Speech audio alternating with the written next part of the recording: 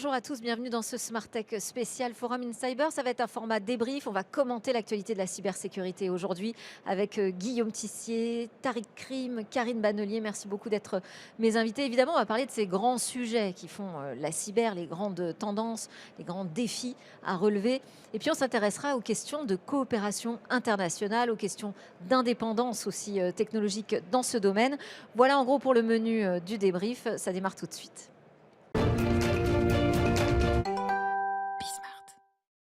Alors, mes débatteurs aujourd'hui pour ce débrief spécial Forum in Cyber, je vous les présente tout de suite. Guillaume Tissier, bonjour, merci Bonjour Delphine. de nous accueillir doublement parce que vous êtes le directeur général de ce forum qui se passe bien. Très bien. Il y a un monde incroyable sur cette Oui, édition. il y a effectivement un peu plus de monde que l'année dernière. Ouais. Tariq Krim est également avec nous, fondateur de Cybernetica. Bonjour Tariq. Bonjour Delphine. Merci d'être régulièrement dans Smart Tech. Et puis Karine Bannelier, très heureuse de vous recevoir Karine. Vous êtes directrice du Grenoble Alpes Cyber Security Institute, Cyber Alpes pour faire court. Bienvenue à vous. Vous allez nous parler en l'occurrence de cette question cruciale de la coopération internationale dans le domaine de la cybersécurité. Mais avant, je voulais qu'on revienne sur ces grands sujets qui font la cybersécurité avec une année un peu particulière, électorale, les Jeux Olympiques qu'on attend sur Paris pour cet été. Ça fait quand même beaucoup de défis à relever en matière de cybersécurité. Et je me demandais si ce n'était pas aussi une grosse pression pour l'écosystème, Guillaume. Effectivement, à la fois le contexte géopolitique et puis les JO vont nous mettre à l'épreuve, clairement. Alors on s'est préparé, mais ce qu'on peut dire, c'est qu'on a une concentration de facteurs de risque liés à l'intensité en matière de communication, évidemment, sur cet événement, lié à la multiplicité des systèmes et la diversité des technologies, à la multiplicité des acteurs concernés aussi. Comme je le disais, on s'est préparé, c'est-à-dire que ça fait quand même déjà plusieurs années que certains travaillent. On a fait beaucoup d'analyses de risque en amont. Tout un dispositif a été mis en place avec également des acteurs privés.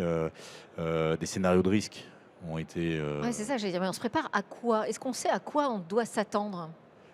Alors, on s'est préparé par rapport à des scénarios. Maintenant, c'est souvent évidemment une combinaison de ces scénarios qui arrivent. On s'est préparé à de l'activisme, ça c'est évident. Ouais. On a eu des démonstrations d'ailleurs ces derniers jours, avec des actions sans doute en déni de service. On s'est préparé aussi à des actions plus graves, qui peuvent être des actions même de sabotage, hein. On a vu dans des JO précédents, à Londres en 2012 par exemple, ce qui a pu se passer au deuxième jour avec pendant 40 minutes une perturbation du système d'alimentation électrique. On a eu également de la cybercriminalité avec des sites de hameçonnage, avec des ventes de faux jetons officiels, des choses comme ça. Donc on a voilà, une large diversité de menaces qui appellent évidemment des actions de protection, de prévention.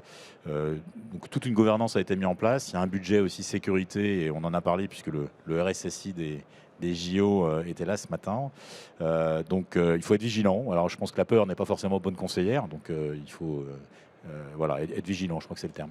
Et puis, c'est un événement international, donc il n'y a pas uniquement la France qui va être mobilisée sur cette question, Karine Bannelier, ça pose des questions. Là aussi, c'est un peu un vrai ballon d'essai en matière de cybersécurité géré au niveau international. Oui, effectivement, on peut et on sait d'ailleurs qu'il y a une collaboration très forte actuellement entre les États pour la sécurisation des Jeux Olympiques de Paris. Donc, sans doute une collaboration entre les autorités de police et de justice, aussi une collaboration entre les services de renseignement de différents États pour s'assurer que cet événement se passe en mieux.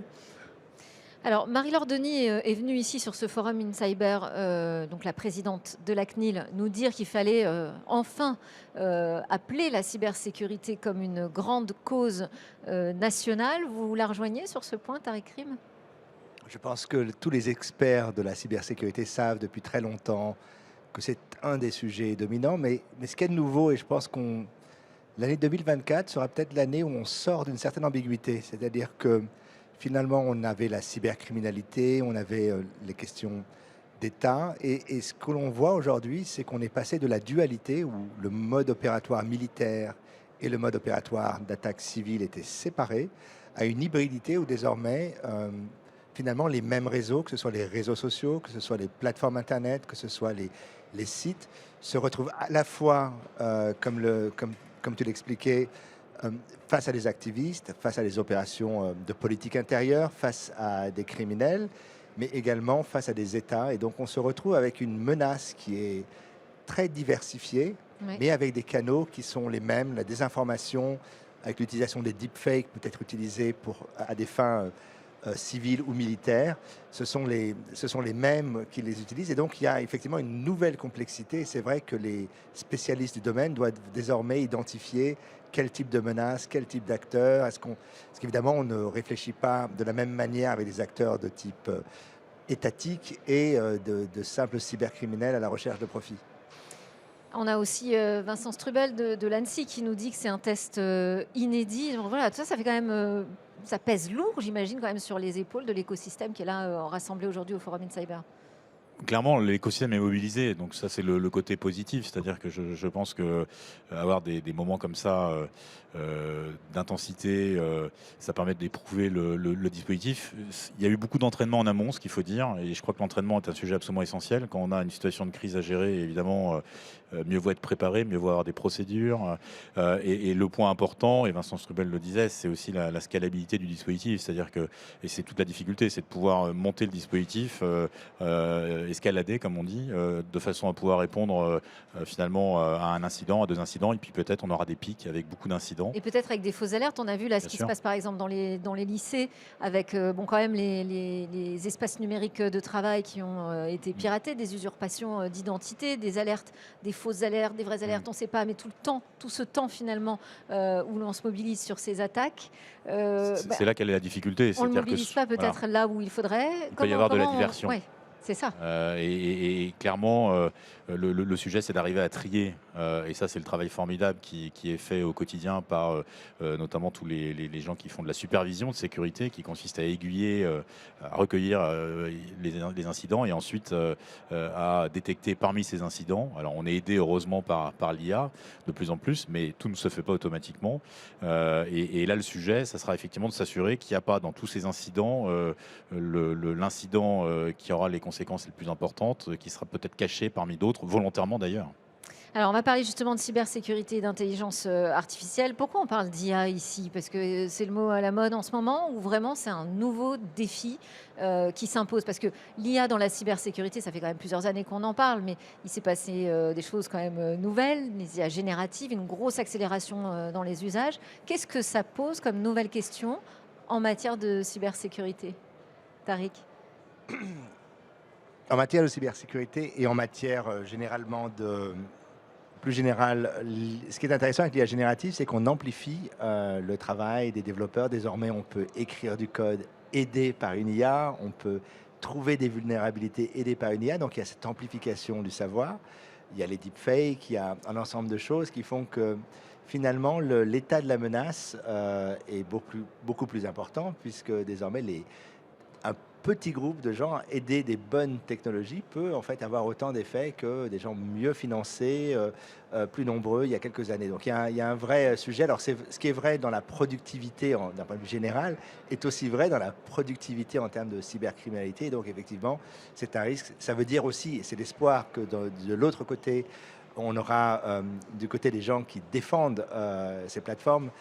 L'idée, c'est que cette technologie puisse les aider évidemment à naviguer à travers un nombre de plus en plus important d'attaques, avec le risque qui était soulevé par Guillaume, qui est les trous dans la raquette qui peuvent être effectivement très dommageables.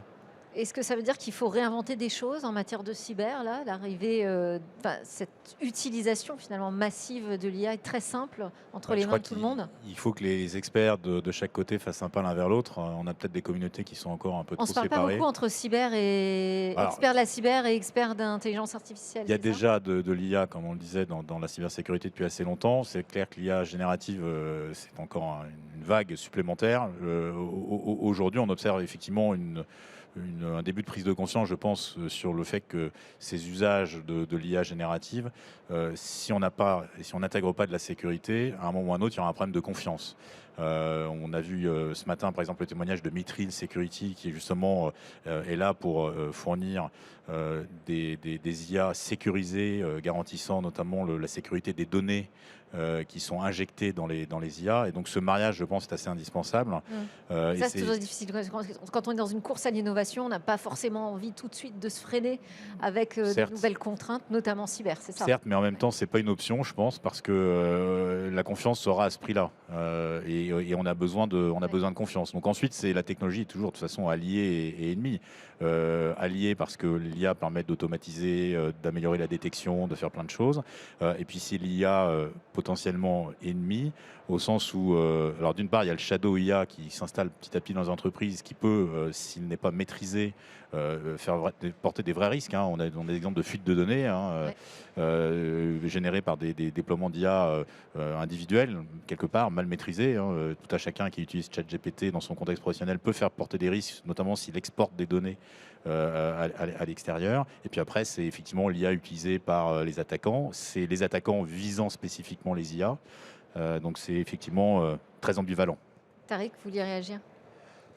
Plus généralement, on a beaucoup parlé de souveraineté numérique et aujourd'hui, un des nouveaux sujets qui va émerger, c'est la question de l'autonomie cognitive. C'est-à-dire que finalement, si on déporte une partie de notre capacité à réfléchir sur les machines, qui les produit? C'est toujours la même question. Qui les produit? Comment? Est-ce qu'on n'est pas dans des enfermements cognitifs? Est-ce qu'on n'est pas dans la désinformation de masse? Et donc, énormément de sujets. C'est vrai qu'on a cette période très bizarre, ambivalente, où on est à la fois au cœur d'une nouvelle révolution, comme l'a été le cloud, comme l'a été le web. Et en même temps, on est au cœur d'une crise géopolitique majeure et on se pose à chaque fois la question, vous vous rappelez, quand le web a démarré, c'était que du positif. Et aujourd'hui, l'IA n'a à peine commencé, l'IA générative, son début de chemin, que pour l'instant, on ne parle d'extinction de l'humanité, de désinformation, de deepfake. Donc il y a un narratif Mais ça, différent. c'est depuis les débuts de l'intelligence artificielle, presque, j'ai envie de dire. C'est peut-être du fait du nom qu'on lui a donné aussi à cette Il y a ça, mais il y a aussi un contexte. C'est-à-dire que intelligence technologique. des années après, on l'a dit, la moitié de la planète va voter. Donc des années après les élections américaines, le Brexit, et l'utilisation de technologies finalement beaucoup plus sommaires que celles que l'on a à sa disposition.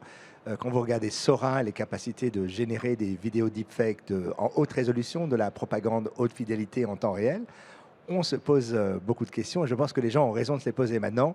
Il faut voir effectivement quels seront les... Il faut éduquer les gens et je crois qu'on le disait tout à l'heure, ce qui est critique, c'est que des acteurs qui jusqu'à maintenant ne se parlaient pas, que ce soit le monde militaire, le monde de l'entreprise, le monde de la cyber, le monde de l'IA, doivent évidemment collaborer. Et le monde politique aussi. Alors Thierry Breton a ouvert ce forum et il nous dit que finalement, aujourd'hui, en Europe, on a des armes pour répondre à cette révolution qui est l'intelligence artificielle, notamment les supercalculateurs et l'AI Act, donc le règlement européen qui doit nous protéger. Karine Bannelier. Alors, en effet, et l'Union européenne, finalement, les Européens sont finalement connus sur la scène internationale pour leur capacité à encadrer, à réguler les nouvelles technologies. C'est ce que nous avons fait déjà sur la protection des données personnelles, et ce qui a été un levier extraordinaire sur la scène internationale pour la montée en puissance de l'Union européenne comme un modèle dans ce domaine-là. Nous l'avons fait ensuite à travers la protection des infrastructures critiques, notamment dans le domaine de la cybersécurité, avec Nice et puis Nice 2, la directive Nice 2, là, qui va être implémentée en France au mois d'octobre 2024. Et derrière, on a AI Act. Donc, on a un cercle qui peut sembler vertueux en Europe de régulation, d'encadrement de ces technologies, cybersécurité, données et intelligence artificielle. Vous nous dites qui peut sembler. Qui peut sembler, puisqu'on connaît aussi les détracteurs qui pensent que peut-être que l'Europe régule trop, qu'elle encadre trop et qu'il y a peut-être ici un frein à la compétitivité, à l'innovation. Et donc il y a un équilibre à trouver entre nécessité de régulation et puis compétition et innovation. C'est peut-être pour ça que Thierry Breton quand même a parlé aussi de la puissance de calcul, pas seulement des règlements. Oui. Oui, Guillaume. Oui, il a effectivement parlé finalement de ce qui compose la puissance à l'ère de l'IA. Et on sait que l'IA, il y a quand même il y a des facteurs de concentration, la disponibilité des GPU, 80% du marché pour Nvidia quand même, il faut le dire. Il y a l'accès donc à tout cela. Il y a évidemment aussi la partie infrastructure. Il ne suffit pas d'avoir des très bons moteurs, il faut aussi pouvoir les héberger sur des infrastructures. Et donc, on pense quand même, pour rejoindre le sujet que Tariq abordait sur la souveraineté, à l'ère de l'IA, clairement, on a des risques supplémentaires et une dépendance accrue de ce fait-là. Tariq. Sur ces questions, il y a deux questions à se poser. En fait, la première, c'est quels sont les business models sur lesquels on peut se positionner. Alors aujourd'hui, la question des puces, c'est un vrai sujet. Donc la fabrication, c'est le premier problème. La deuxième, c'est l'accès à ces puces. Les dernières puces de toute dernière génération qui ont été annoncées il y a quelques semaines sont déjà chez Amazon, chez Google, chez les grands groupes. On a deux acteurs. On a SAP, je crois, en Europe, mais ça va être très difficile de se procurer ces puces. Et puis, un avantage aussi important, c'est que l'IA générative ne s'appuie pas sur des données, mais sur de la culture, sur des éléments culturels. Et l'Europe est un paradis culturel d'une certaine manière, et donc il va falloir trouver une manière de transformer toute cette valeur économique et culturelle grâce à l'IA et ne pas être simplement un fournisseur de matières premières à des plateformes qui vont faire des profits ailleurs parce qu'elles auront finalement l'ensemble de la... Qu'est-ce qu'on pourrait mettre en place? Il y a déjà des initiatives en Europe, notamment pour remplacer les droits d'auteur avec des outils d'IA qui respectent le droit d'auteur, qui sont en train de mise en place. Il y a aussi l'accès à des puissances de calcul, parce que c'est vrai qu'une entreprise comme Microsoft peut investir énormément d'argent pour avoir toutes les puces, et nous, ça ne peut se faire qu'au niveau européen. Mais attention, il faut faire attention aussi que cette puissance de calcul soit offerte aussi à tous les innovateurs et qu'on ne se retrouve pas qu'avec toujours les mêmes qui ont accès à ces choses. Ce qui est intéressant dans l'IA, c'est que dès qu'on a accès aux données, à la puissance de calcul, on peut inventer des nouvelles choses. Et là, c'est vrai que pour l'instant, en Europe, ce n'est pas tellement une question de compétences, mais plutôt d'accès aux ressources qui nous bloquent. Et Karine, vous vous intéressez à cette question de la coopération internationale. Mais qu'en est-il déjà de la coopération européenne entre les États membres? On pourrait dire quand même que la coopération européenne semble réussie, puisque nous avons été capables en Europe d'adopter ces directives, ce règlement sur la protection des données, ces directives NIS 1 et NIS 2, maintenant l'AI Act. Donc il y a une réelle coopération entre les États européens, avec sans doute, je pense, des leaders, et notamment la France, qui est manifestement un leader en matière de cybersécurité et de régulation, mais avec aussi cette capacité, parce que je pense que c'est ça la difficulté, c'est qu'il y a quand même des niveaux de capacité entre les États européens qui sont quand même très différents. Et donc, il faut arriver à entraîner ces pays sur le meilleur niveau de régulation. Et ça, je pense que c'est quelque chose qui est extrêmement complexe, mais que la France est arrivée, je trouve, à faire à travers notamment NIS 2. Et alors, si on passe vraiment à l'échelle internationale, c'est l'autre sujet que je voulais qu'on aborde ensemble. Comment ça s'organise aujourd'hui entre les services de police, les autorités judiciaires pour qu'on arrive à combattre le cybercrime à l'échelle à laquelle il est, en fait, à l'échelle mondiale? Alors là, ça devient extrêmement difficile et très politique. Alors, on peut le faire dans un cadre régional lorsque les États ont finalement des fondements communs. Et c'est ce qu'on réussit très bien à faire dans le cadre de la Convention de Budapest, qui est la Convention du Conseil de l'Europe, où là, tous les États européens sont partis à cette convention contre la cybercriminalité, mais aussi d'autres États occidentaux, les États-Unis, le Japon, l'Australie, le Canada, mais avec des bases communes. Et là, il y a une formidable coopération et aussi d'Europol. Ensuite, si on veut monter sur le niveau universel, là, les choses deviennent extrêmement complexes, puisque nous avons la Russie, nous avons la Chine, qui veulent combattre le modèle de protection des droits de l'homme européen et qui peuvent essayer d'utiliser cette lutte contre la criminalité internationale pour essayer d'avancer d'autres modèles qui ne sont pas compatibles avec nos propres protections des droits de l'homme. Guillaume Tissier. On peut citer un exemple de coopération réussie très récente, c'est l'opération Chronos en février. Europol, une dizaine de services de police et de gendarmerie à travers le monde.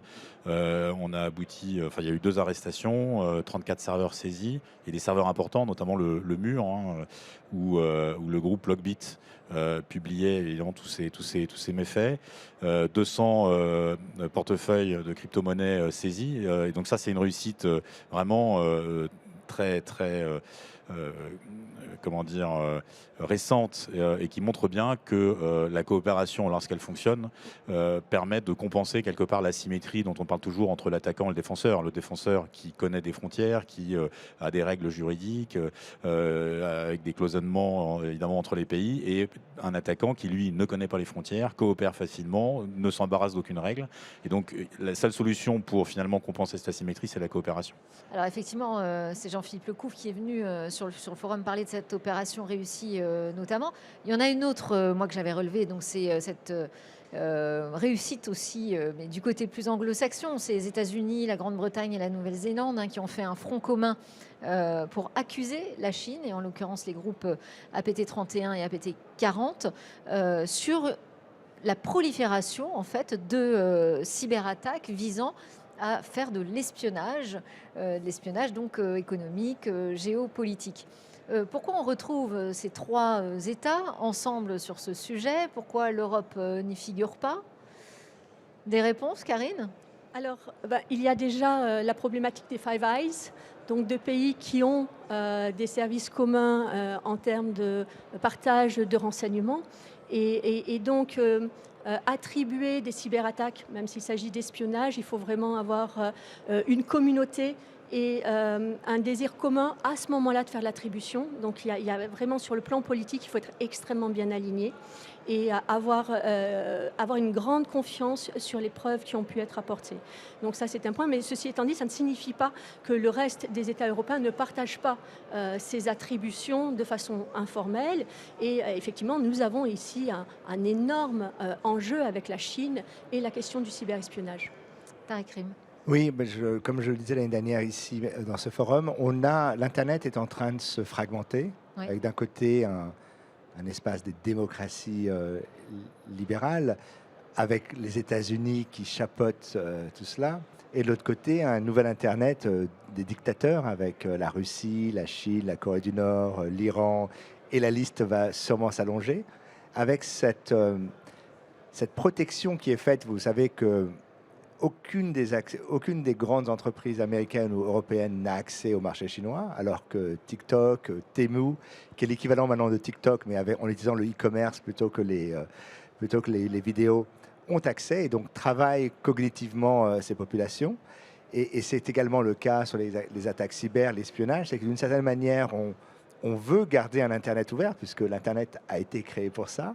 Et on a des pays qui non seulement ont fermé leur Internet aux autres, mais utilisent évidemment à mauvais escient cette ouverture. Et donc, la vraie question qui se pose, c'est, on le voit avec le débat aux États-Unis sur la potentielle, pas fermeture de TikTok, mais en tout cas, on parle peut-être un rachat. Un rachat. Oui. Se pose vraiment la question ensuite de savoir quels sont les acteurs, sachant qu'il va falloir à un moment donné aussi sortir de la naïveté. Quand des acteurs sont présents, ils le sont pour du commerce, souvent pour l'espionnage et évidemment aussi pour les opérations politiques.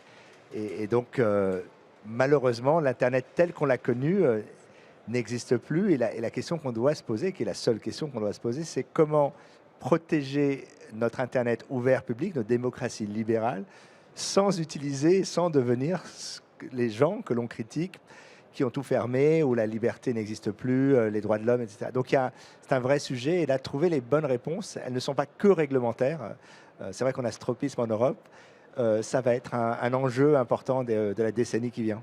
Là, on est sur le sujet de la maîtrise technologique, de ce qu'on appelle la souveraineté numérique européenne. En matière de cybersécurité, elle existe un petit peu, cette souveraineté européenne? On a quand même une filière, je pense, d'excellence. Et le salon le montre bien. C'est un salon qui est ouvert, donc il y a beaucoup d'entreprises aussi, évidemment, d'autres pays européens, voire hors Europe. Mais on voit quand même la présence à travers, par exemple, le groupement Exatrust et toutes les startups qui sont également là dans le pavillon innovation, un dynamisme important. Et je pense que c'est essentiel. Alors, c'est deux sujets différents, hein, sécurité et souveraineté. C'est-à-dire qu'il y a bien d'un côté à la fois l'urgence opérationnelle liée à la sécurité et puis de l'autre, cette aspiration à une souveraineté, mais qui en revanche est nécessairement partagée, je pense. C'est-à-dire qu'on voit très bien qu'à un moment ou à un autre, il y a des limites, il y a des limites liées au marché. On en a parlé, mais le marché européen reste un marché très fragmenté au plan économique. Typiquement, un éditeur de cybersécurité français, lorsqu'il va exporter en Allemagne, va devoir repasser des certifications. Ça, c'est une barrière. Alors, on avait pourtant mis en place et l'Europe avait travaillé sur quelque chose, mais qui, a priori, ne fonctionne pas. En tout cas, c'est le retour que nous avons. Donc, il y a un vrai travail sur les marchés déjà à structurer. Et ensuite, je pense que cet écosystème, il est aussi limité par le fait que dès qu'on parle de cloud computing, on a évidemment une domination très forte de la part des hyperscalers. Or, aujourd'hui, la sécurité doit s'appliquer et s'applique beaucoup sur le cloud, forcément. Et là, on est dépendant. Ouais. Tariq? Je crois que le problème est toujours le même. On a beaucoup de petites startups, on a aussi des acteurs de taille moyenne. Comment les faire passer à l'échelle? C'est-à-dire comment faire pour qu'elles deviennent ces fameuses licornes, en tout cas ces grandes entreprises de Alors la tech? peut-être qu'on va voir un marché davantage se consolider déjà. C'est possible. Ah, certainement. Mais une des choses qui est importante, c'est qu'il y a plusieurs actions. La première, l'État doit participer, donc investir, la commande publique. Ensuite, il faut un système qui permette à ces entreprises de passer à l'échelle au niveau européen. Et puis ensuite, sur un sujet qui est quand même un sujet assez touchy, pouvoir travailler avec les États-Unis, où le marché est très gros, ou le reste du monde. Évidemment, ça demande beaucoup d'habileté de la part des entrepreneurs. Et c'est vrai que c'est un sujet qu'on va tester, puisqu'on a de nombreuses entreprises qui sont à la limite de la taille et qui leur permettraient de dire est-ce que je deviens un acteur global? Comment je deviens un acteur global de la sécurité dans le monde de 2024, hein, parce que c'est vrai que maintenant on est dans un monde très fragmenté, on doit choisir son camp, et ça veut dire travailler avec un nombre d'acteurs plus petits, plus éthiques probablement aussi. Et donc ce sont des questions qui se sont posées pour le cloud, qui se sont posées pour la cyber et qui se posent aussi aujourd'hui pour l'intelligence artificielle, avec tous les grands succès qu'on connaît dans le domaine en France. Je voulais qu'on termine, parce qu'on arrive déjà pratiquement à la fin de cette édition, sur cette question quand même des discussions à l'ONU sur la Convention sur la cybercriminalité. Alors, c'est un vaste sujet. Qu'elles avancent. Alors, elles avancent. Nous avons, depuis 2019, il y a donc une volonté des Nations Unies d'adopter une convention contre la cybercriminalité. Depuis lors, nous avons eu 7 sessions de négociations, des centaines d'heures de négociations. Une convention devait être adoptée en février de cette année. Et là, il y a eu un échec. Il y a une suspension des négociations. Les États n'ont pas trouvé un consensus sur cette convention, notamment parce qu'il y a la Chine et les États-Unis qui essaient d'inclure dans cette convention un certain nombre de cybercrimes qui viseraient fondamentalement à poursuivre leur opposition, à limiter la liberté d'expression. Et donc là, on se trouve aujourd'hui dans une situation qui est extrêmement délicate pour les Européens, parce que d'un côté, il y a un besoin de la communauté internationale, des États qui ne sont pas partis à la Convention de Budapest, d'avoir un cadre de coopération internationale dans la lutte contre la cybercriminalité. Et puis d'un autre côté, eh bien, il ne faut pas amoindrir ou atténuer nos protections en matière de droits de l'homme. Et donc, il faut rester très, très clair sur nos lignes rouges à cet égard. Mais alors, comme Tariq Krim disait, on voit un Internet qui se fracture. On pourrait avoir une cybersécurité finalement fracturée, en rester à cet état-là? C'est vraiment l'enjeu immense, et c'était sans doute la volonté de la Russie, c'est de fracturer la lutte contre la cybercriminalité en développant 2 modèles, en essayant fondamentalement de porter atteinte à la Convention de Budapest, qui est portée par les États de l'Ouest, et de développer une contre-convention. Et c'est tout là l'enjeu aujourd'hui des négociations. Oui, Tariq Krim? Non, j'allais dire une sorte de Très suite vite. globale de la cybersécurité. Mais c'est le véritable enjeu est là, c'est qu'on a pendant longtemps on a pensé que l'Internet était une zone neutre, globale, très utopique, même si on nous l'a vendu comme cela. Et aujourd'hui, on se rend compte qu'on est dans un monde fragmenté, et ce qu'on découvre, c'est que le droit se fragmente, l'Internet se fragmente, et évidemment la cybersécurité se fragmente. Merci beaucoup, Tariq Krim de Cybernetica. Merci aussi, Guillaume, de nous avoir accueillis. Je voulais vous donner le mot de la fin, mais on n'a plus le temps. Non, c'était juste pour rebondir sur ce sujet, c'était le zéro trust. C'est-à-dire, c'est en fait Ouais. le constat que l'Internet n'est pas sûr, et du coup, c'est l'essor de toutes les technologies et l'identification. Ça sera le sujet de l'année prochaine. Très bien, rendez-vous est pris. Merci Guillaume Tissier du Forum InCyber et Karine Bannelier de CyberAlps. Merci beaucoup.